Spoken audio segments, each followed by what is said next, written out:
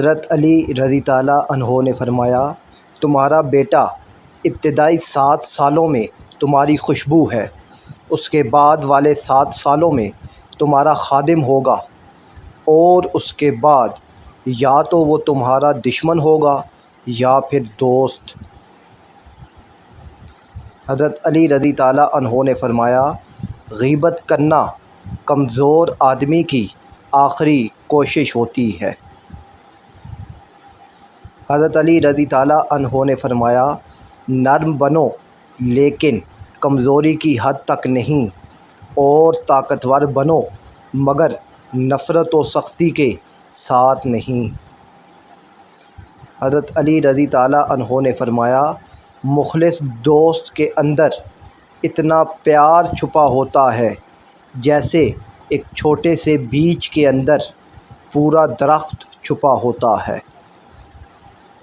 حضرت علی رضی تعالیٰ عنہ نے فرمایا، ہر سنی ہوئی بات کو بیان نہ کرو، ورنہ تمہاری بے وقوفی کے لیے یہی بات کافی ہوگی۔ حضرت علی رضی تعالیٰ عنہ نے فرمایا، 2 آدمیوں کے درمیان صلح کرا دینا 1 سال کے نماز و روزوں سے افضل ہے۔ حضرت علی رضی تعالیٰ عنہ نے فرمایا، 100 دوستوں سے بہتر وہ ایک دشمن ہے جو دل میں نفرت تو رکھتا ہے لیکن منافقت نہیں کرتا۔ حضرت علی رضی تعالیٰ عنہ نے فرمایا، اگر کوئی تم کو صرف اپنی ضرورت کے وقت یاد کرتا ہے تو پریشان مت ہونا، بلکہ فخر کرنا کہ اس کو اندھیروں میں روشنی کی ضرورت ہے اور وہ تم ہو۔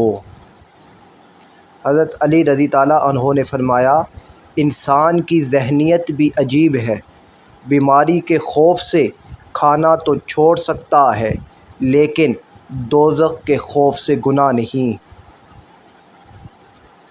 حضرت علی رضی تعالیٰ عنہ نے فرمایا، توبہ کرنے میں دیر نہ لگاؤ کیونکہ موت اچانک آتی ہے۔ اگر التجائیں رد ہونی ہوتیں تو اللہ یہ کبھی نہ فرماتا کہ مجھ سے مانگو میں دوں گا۔ ہر رشتہ کہیں نہ کہیں مان توڑ دیتا ہے اور ہر تعلق کبھی نہ کبھی برہم کھو دیتا ہے۔ یہ صرف اللہ کریم کی ذات ہے کہ جس کا آسرا ہمیشہ قائم رہتا ہے۔ مطلب پرست لوگ کبھی کسی قسم کے رشتے نہیں نبھاتے۔ لوگوں کی باتوں پر دھیان دینا چھوڑ دیں کیونکہ عزت اور رزق اللہ دیتا ہے، لوگ نہیں۔